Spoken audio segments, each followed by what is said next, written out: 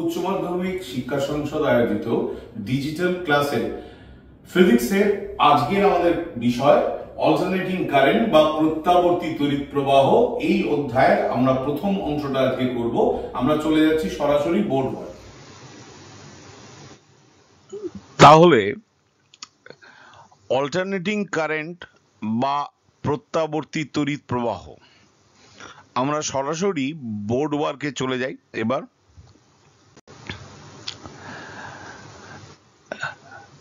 প্রত্যাবর্তী তড়িৎ প্রবাহ মানে কি? মানে যে কারেন্ট সময়ের সঙ্গে সঙ্গে পরিবর্তিত হয়। আগের চ্যাপ্টারটা আমরা যখন পড়ছিলাম, অর্থাৎ ইলেকট্রোম্যাগনেটিক ইন্ডাকশন যখন আমরা পড়ছিলাম, তখন আমরা কি পড়ছিলাম না, তখন আমরা পড়লাম যে কোনো একটা কুণ্ডলী বা কোনো একটা কয়েল যখন ম্যাগনেটিক ফিল্ডে রোটেট করে, তখন it cuts the lines of force. ইহা তড়িৎ বলরেখাগুলিকে ছেদ করে। আর যখন তড়িৎ বলরেখাগুলিকে ছেদ করবে, তখন কি হবে না, সেখানে একটা ফ্লাক্সের চেঞ্জ হবে। ফ্লাক্সের চেঞ্জ হলে কি হবে না, সেখানে অল্টারনেটিং কারেন্ট তৈরি হবে। অবভিয়াসলি সেখানে আগে অল্টারনেটিং ইএমএফ হবে এবং সেখান থেকে অল্টারনেটিং কারেন্ট হবে। তো এই চ্যাপ্টারে আমরা বেসিক্যালি ফোকাস করব কোথায় না, ওই অল্টারনেটিং কারেন্ট এবং অল্টারনেটিং ভোল্টেজে। দেখো, অল্টারনেটিং কারেন্ট মানে কি? অল্টারনেটিং কারেন্ট মানে an electric current that periodically reverse the direction. periodically মানে পর্যায়ক্রমিক ভাবে বা সময়ের সঙ্গে সঙ্গে পর্যায়ক্রমিক ভাবে তার দিকের পরিবর্তন করে, তার মানেরও পরিবর্তন হয়। তার মানে an electric current that periodically reverse direction and changes its magnitude, এই যে মানের পরিবর্তন হয়, continuously with time, ধারাবাহিকভাবে তার মানেরও পরিবর্তন হয়, দিক তো পরিবর্তন হয়ই। তাহলে তাদের আমরা বলি এসি বা অল্টারনেটিং কারেন্ট। অল্টারনেটিং কারেন্টের বিভিন্ন ওয়েভ ফ্রন্ট আছে, যেমন এইটা আমরা অলরেডি ইলেকট্রোম্যাগনেটিক ইন্ডাকশনে পড়েছি, এটা হচ্ছে সাইন ওয়েভ। তোমরাও এটা জানো, এটা মোস্ট ফ্যামিলিয়ার ওয়েভ। এই ওয়েভটাকে আমরা বলি স্কোয়ার ওয়েভ। স্কোয়ার ওয়েভ এটাও কিন্তু একটা অল্টারনেটিং কারেন্টের ওয়েভ ফ্রন্ট বা অল্টারনেটিং কারেন্টের তরঙ্গের প্রকৃতি। এটাও যেমন দেখো, এটাও তাই, এই যে উঠছে নামছে আবার উঠছে, এটাকে বলা হয় ট্রায়াঙ্গুলার ওয়েভ বা সটুথ ওয়েভ। এই এছাড়াও আরো বেশ কিছু অল্টারনেটিং ওয়েভ ফ্রন্ট হয়, তবে আমরা আমাদের বেশিরভাগ আলোচনার বিষয়বস্তুটাই এই সাইন ওয়েভ। তবু আমি আরো দুটো ওয়েভের ফর্ম তোমাদের দেখালাম। একটা হচ্ছে স্কোয়ার ওয়েভ, যেটা তোমাদের সেমিস্টার 4-এ গিয়ে যখন সিগন্যাল পড়বে তখন এই জিনিসটা তোমাদের কাজে লাগবে।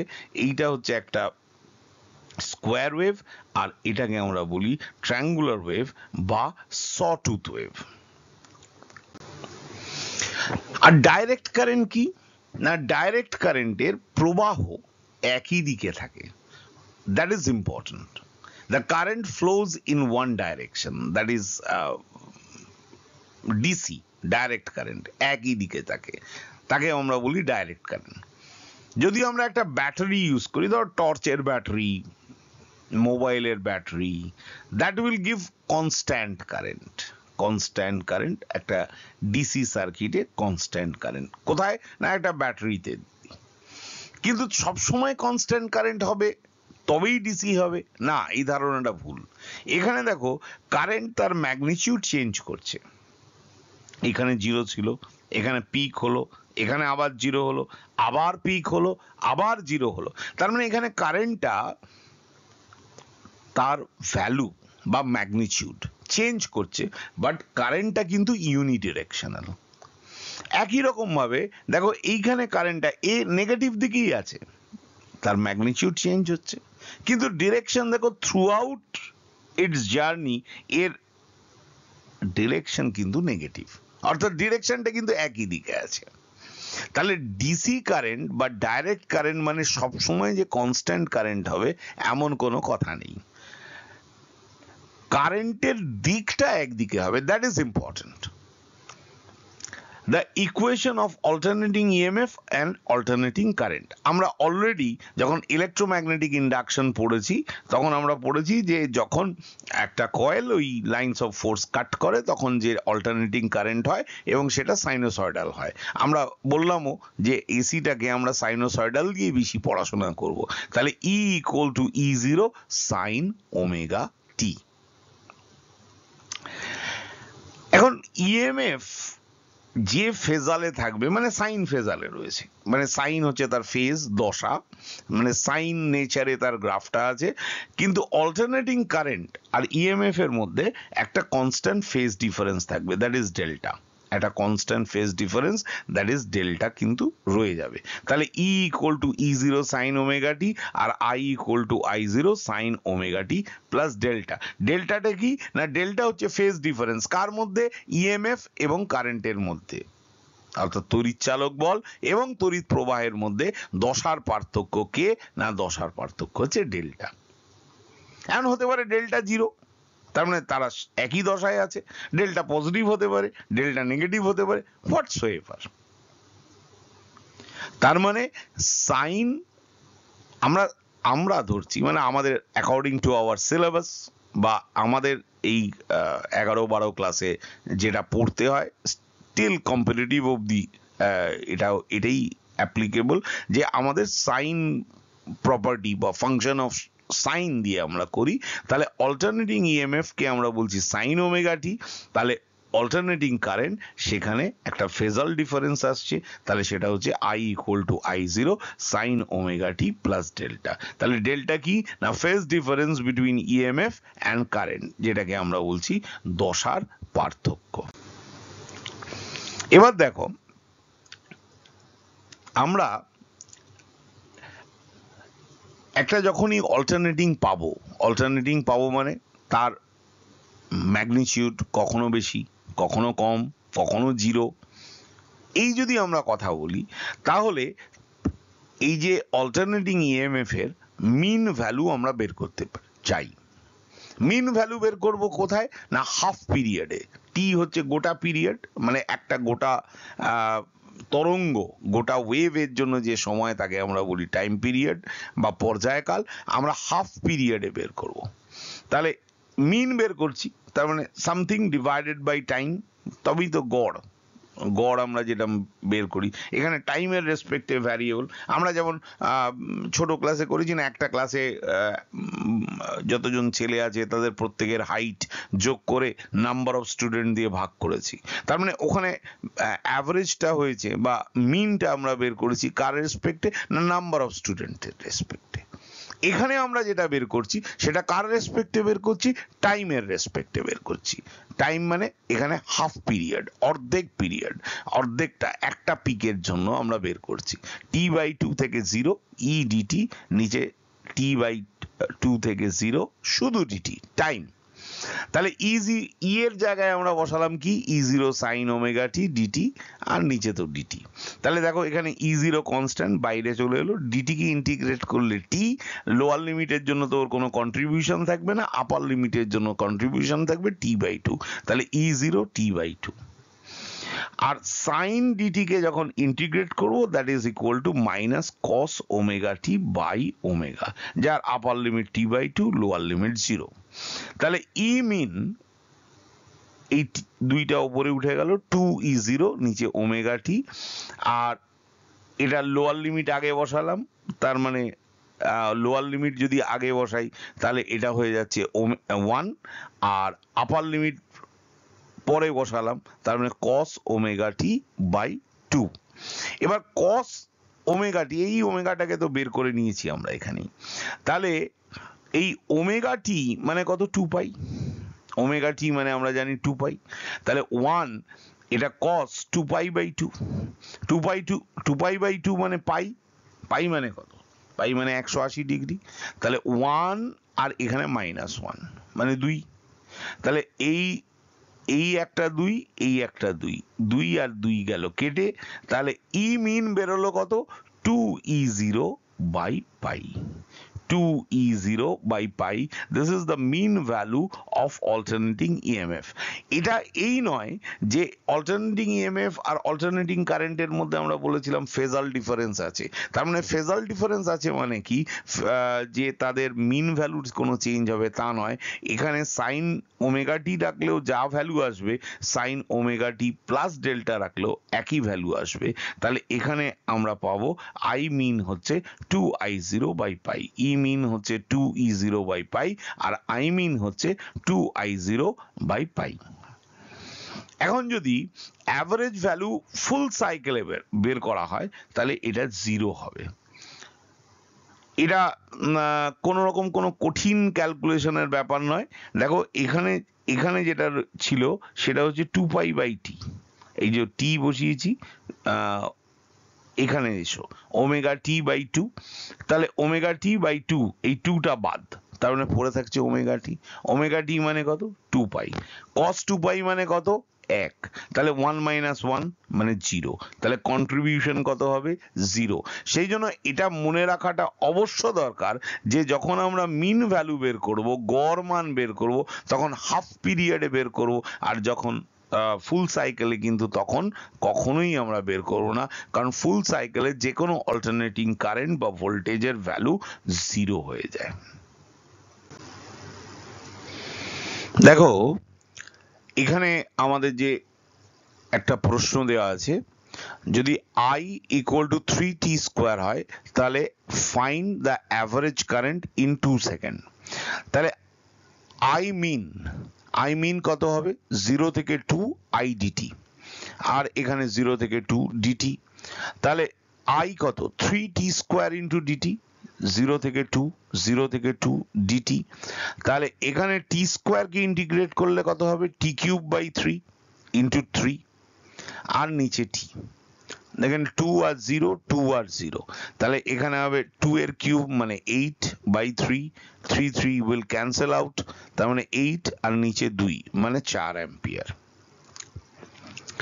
এখানে দেখো একটা স্কোয়ার ওয়েভ দেওয়া আছে, অল্টারনেটিং কারেন্টের একটা স্কোয়ার ওয়েভ দেওয়া আছে, 2 আর -2, 2 ampere -2 ampere, constant value, that means peak value remain constant in positive side and negative side. Find the average value of current over full cycle and half cycle. এটা calculation করার তো কোনো দরকারই নেই, ফুল সাইকেলে তো ওভার ফুল সাইকেলে I অ্যাভারেজ 0 হবেই, যেটা আমরা চেক করে দেখলাম ফুল সাইকেলে অ্যাভারেজ ভ্যালু 0। আর হাফ সাইকেলে দেখো অ্যাভারেজ ভ্যালু কত হচ্ছে, এখানে 2, এখানে 2, এখানেও 2, এখানে প্লাস মাইনাসের কোনো ব্যাপার নেই, কিন্তু হাফ সাইকেলে অ্যাভারেজ ভ্যালুটা হচ্ছে কত 2 অ্যাম্পিয়ার।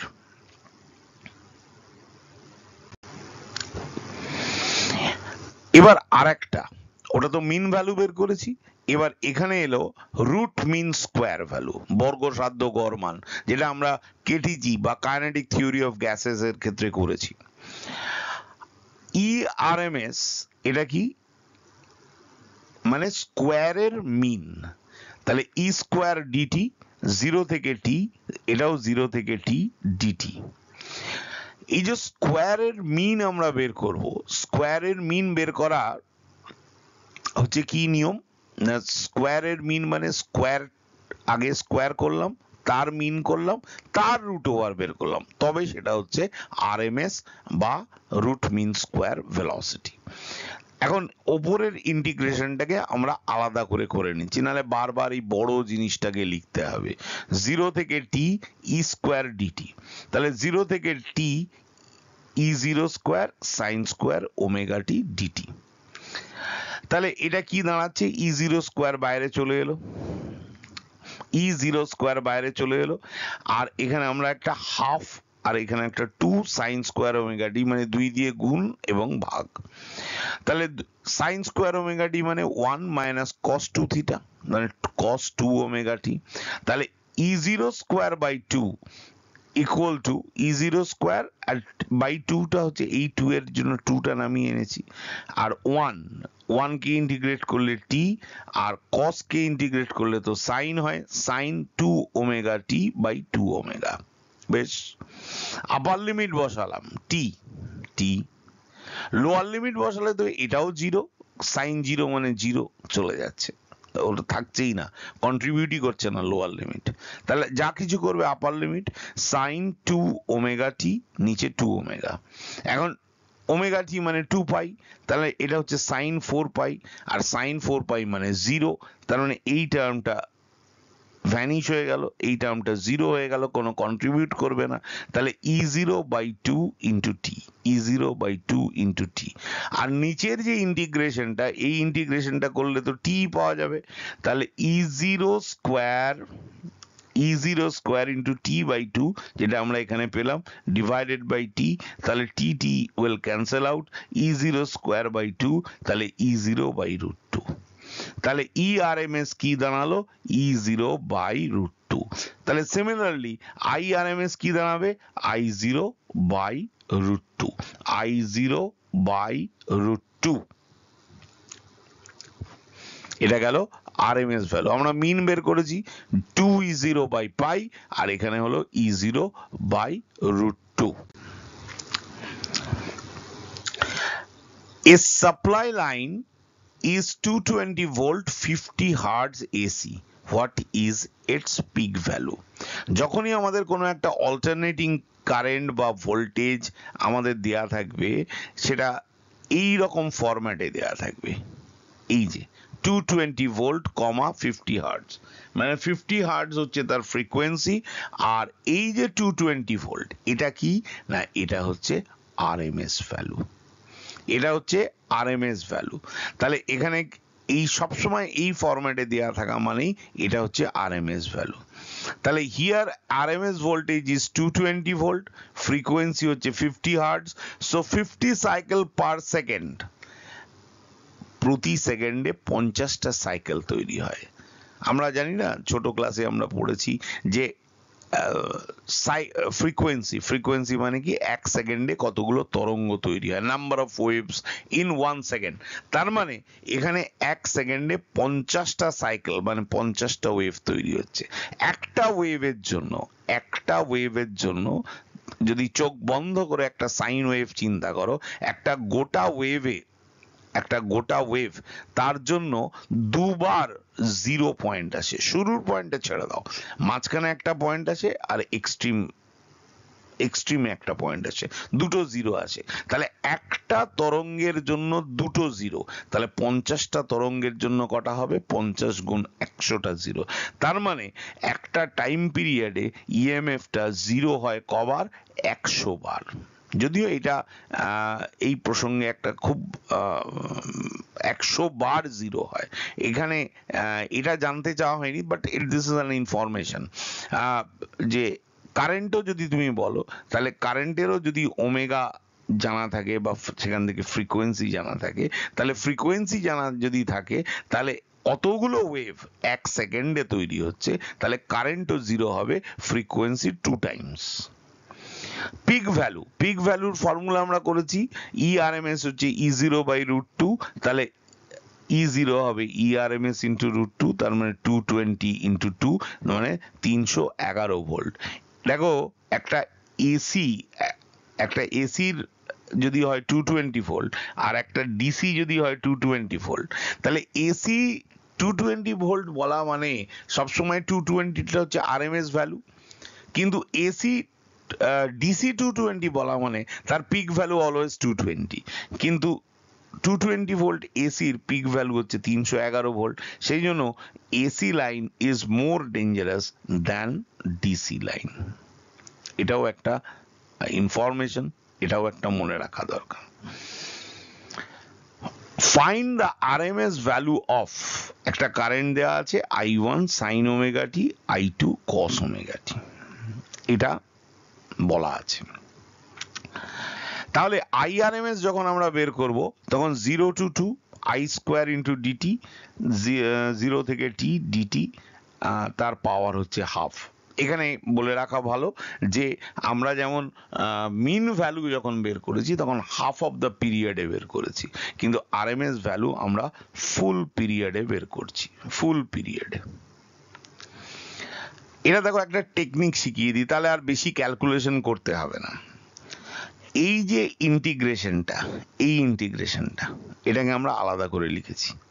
দেখো আই স্কোয়ার ডিটি, নিচে ডিটি, তার ইন্টিগ্রেশন। তাহলে আই স্কোয়ার মানে হচ্ছে এইটার স্কোয়ার, তাহলে এইটার স্কোয়ার মানে কি হবে, এ স্কোয়ার মানে I square sine square omega t, I square cos square omega t, আর 2 I1 I2 sine omega t cos omega t, তার মানে sine 2 theta sine 2 omega t, all the limit are 0 to t. তার মানে এই জায়গায়, এই জায়গায় sign square omega টির গড় মান বের করা হচ্ছে ফুল সাইকেলে। এখানে কি বের করা হচ্ছে, কস স্কোয়ার ওমেগা টির গড় মান বের করা হচ্ছে। আর এখানে কি বের করা হচ্ছে, সাইন 2 ওমেগা টির গড় মান। এখন একটা শর্টকাট জিনিস শিখে রাখাটা ভালো, তাতে আমাদের ক্যালকুলেশন অনেক কুইকলি করে দিতে পারবো আমরা। যে সাইন ওমেগা টি বা সাইন থিটাই ধরো, সাইন থিটার অ্যাভারেজ ভ্যালু হচ্ছে 0, কস থিটার অ্যাভারেজ ভ্যালু হচ্ছে 0, সাইন স্কোয়ার থিটা বা সাইন স্কোয়ার ওমেগা টি তার অ্যাভারেজ ভ্যালু, এই যে ক্লিপ ব্র্যাকেট দিয়ে যেগুলো দেখানো হচ্ছে এটা হচ্ছে অ্যাভারেজ ভ্যালু ডিটেন করছে।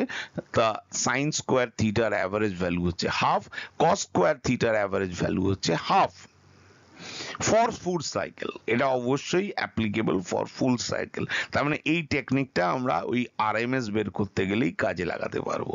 তাহলে এটা দেখো সাইন স্কোয়ার আছে, সাইন স্কোয়ার মানে হাফ, কস স্কোয়ারের মিন আছে তার মানে হাফ, আর এটা সাইন থিটা ওমেগা টি যাই থাকুক না কেন সাইন স্কোয়ার তো নেই, তার মানে সাইন থিটা তার মিন ভ্যালু হবে 0।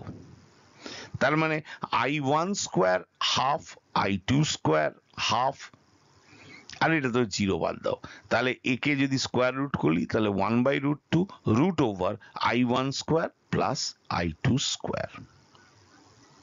এই জিনিসটা ভালো করে মনে রাখবে, তাহলে ক্যালকুলেশন গুলো অনেক শর্ট হয়ে যাবে, অনেক ছোট্ট হয়ে যাবে। কারণ অনেক কমপ্লিকেটেড ইকুয়েশন দিতেই পারে, সেই ইকুয়েশন থেকে আরএমএস ভ্যালু যদি বের করতে চাও, কমপ্লিকেটেড মানে কি, মানে এই যে মেথডটা করতে হয়, এখন এই মেথডে ভ্যালু বসিয়ে করতে গেলে it will take time. Competitive পরীক্ষায় টাইম ইজ আ ফ্যাক্টর, সেই জন্য এই শর্টকাট মেথডটা অবশ্যই জেনে রাখা ভালো। এবার একটা সোজা সিচুয়েশন দেখো, for an alternating current I equal to 10 sin 100 pi t plus pi by 4 ampere, its peak value, mean value, RMS value, frequency এটা জানতে চেয়েছে। দেখো I equal to 10 sin 100 pi t plus pi by 4 তাহলে এর pick value কত, 10, mean value কত, 2I0 by pi, তার মানে 2 into 10 বাই পাই, তার মানে 20 by pi.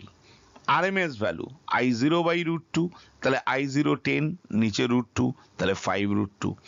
Omega equal to 100 pi, comparing ideal ইকুয়েশনের সঙ্গে, তাহলে ওমেগা হচ্ছে 100 পাই, তাহলে 2 pi n equal to 100 pi, n হচ্ছে 50 hertz. This is the most simplest part of calculation. এই অঙ্কটা তোমাদের দেয়া রইল, তোমরা এটা নিজে করবে। আর আনসারটা আমি দিয়ে দিয়েছি, আনসারটা একটু চেক করে নিও যে IRMS √3/2 I0 হয় কিনা। অবশ্যই তোমরা পারবে, কারণ তোমাদের ওই লজিকটা শিখিয়ে দিলাম যে কার মিন ভ্যালু, সাইন স্কোয়ারের মিন ভ্যালু কত হবে, সাইন স্কোয়ার থিটার মিন ভ্যালু কত হবে, কস স্কোয়ার থিটার মিন ভ্যালু কত হবে, সাইন থিটার মিন ভ্যালু কত হবে, কস থিটার মিন ভ্যালু কত হবে। এই লজিকটা ব্যবহার করে তোমরা এই অঙ্কটা নিজেরাই সলভ করতে পারবে। এবার দেখো average power of an alternating current. আমরা জানি পাওয়ার মানে কি, ভোল্টেজ ইনটু কারেন্ট। তাহলে এখানে অল্টারনেটিং ভোল্টেজ, অল্টারনেটিং কারেন্ট, তাহলে E t I t, E function of time, I function of time, আর এখানে তো ডিটি। ফুল সাইকেলে আমরা এটা ক্যালকুলেশন করব। একমাত্র মিন ভ্যালু আমরা হাফ সাইকেলে করি, বাকি আরএমএস ভ্যালু, অ্যাভারেজ পাওয়ার সব আমরা কিন্তু ফুল সাইকেলে করি। তো ওপরের ইন্টিগ্রেশনটা আগে করে নিচ্ছে, আলাদা করে নিচ্ছে, নাহলে বারবার এই বড় জিনিসটা লিখতে হবে। 0 থেকে টি ইটি আইটি ডিটি।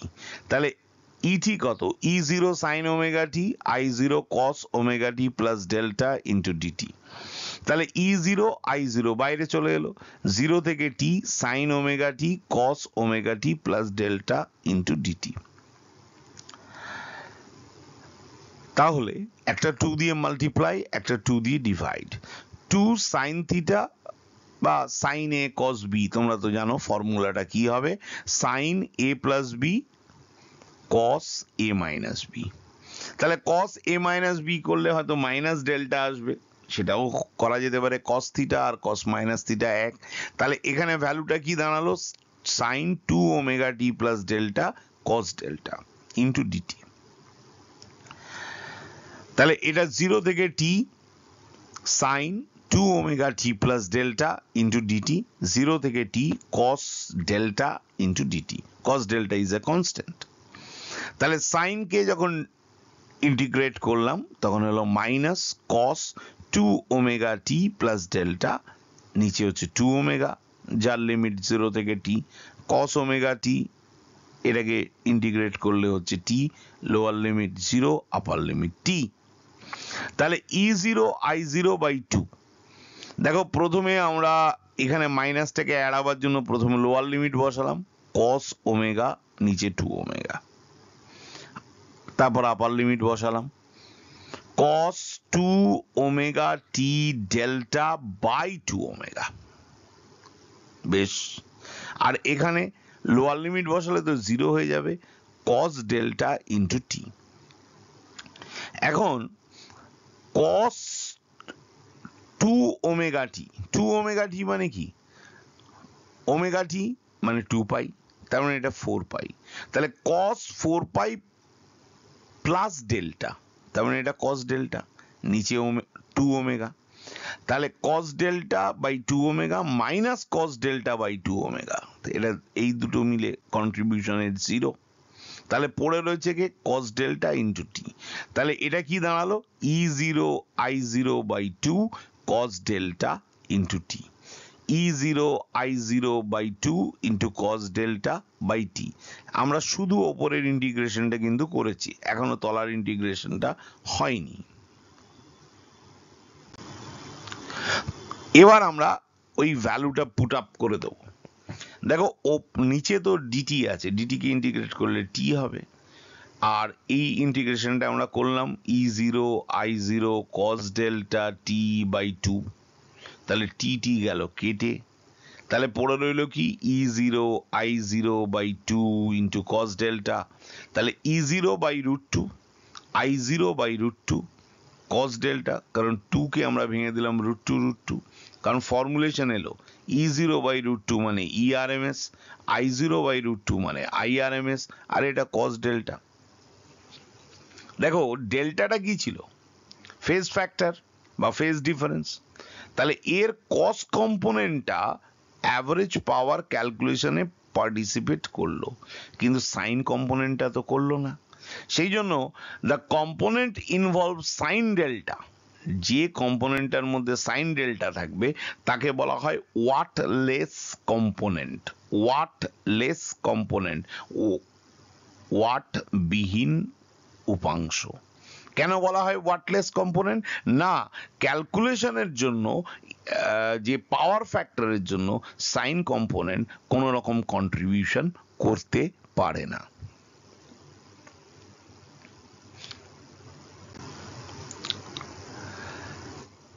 এবার দেখো আমাদের যে জিনিসটা পড়তে হবে সেটা হচ্ছে কি ফেজার ডায়াগ্রাম। ফেজার ডায়াগ্রামের বাংলা কি, ঘূর্ণি চিত্র।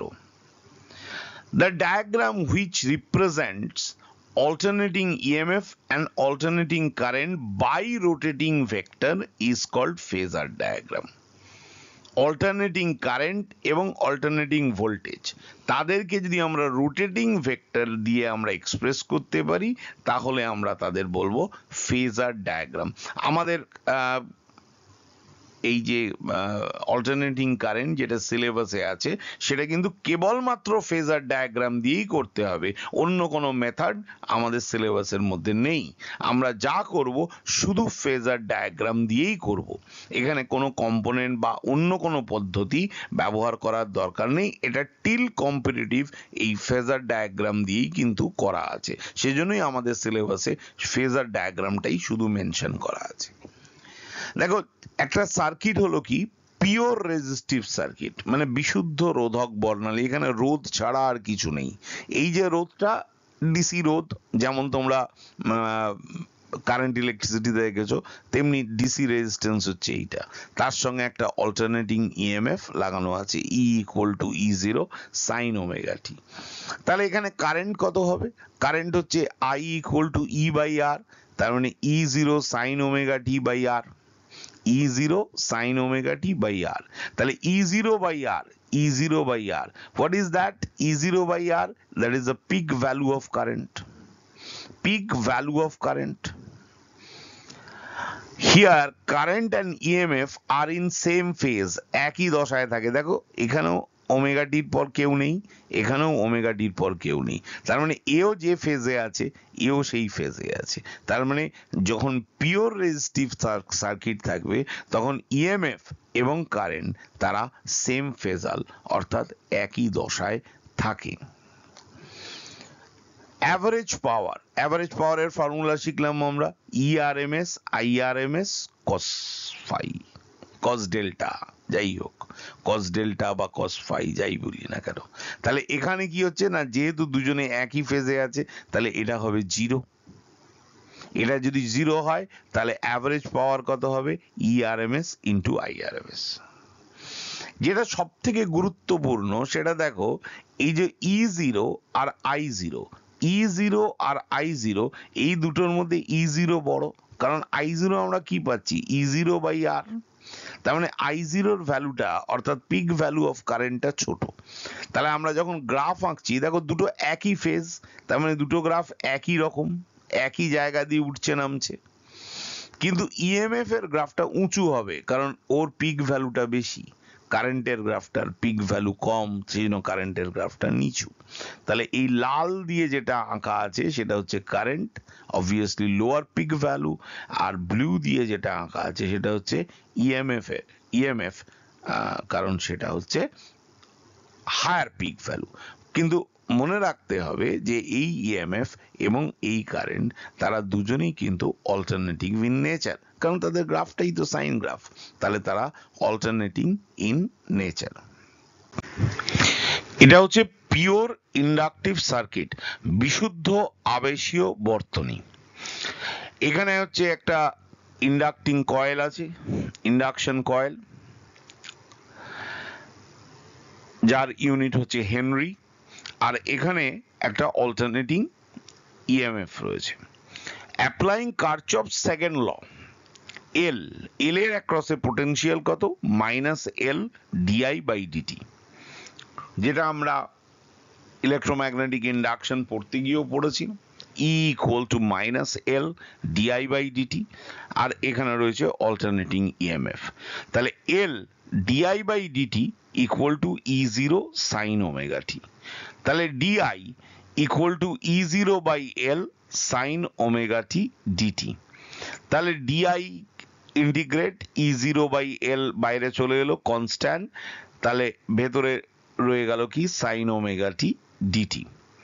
তাহলে I সাইনকে যদি ইন্টিগ্রেট করি আসবে কস, মাইনাস কস ওমেগা টি। তাহলে এখান থেকে এই ওমেগাটা বাইরে নিয়ে এলাম, মাইনাস কস ওমেগা টি। তাহলে I ইকুয়াল টু E0 নিচে omega L minus cos omega t. বেশ, এই মাইনাস কস ওমেগা টি কে আমরা লিখছি কি? Sine omega t minus π/2। খুব সোজা লেখা, কনসেপ্টটাও খুব সোজা, কারণ একে যদি মাইনাস সামনে টানো তাহলে সাইন 90 ডিগ্রি মাইনাস থিটা মানে কস থিটা, আর এটা হচ্ছে মাইনাস কস থিটা, সুতরাং এটা আসবেই। তাহলে ই জিরো বাই এক্সএল, এখন ওমেগা এলটাকে আমরা বলছি X L, sine omega t minus pi by two. এবার ই জিরো বাই এক্সএলটা কি, আই জিরো, তাহলে I equal to I zero sine omega t minus pi by two. Fine.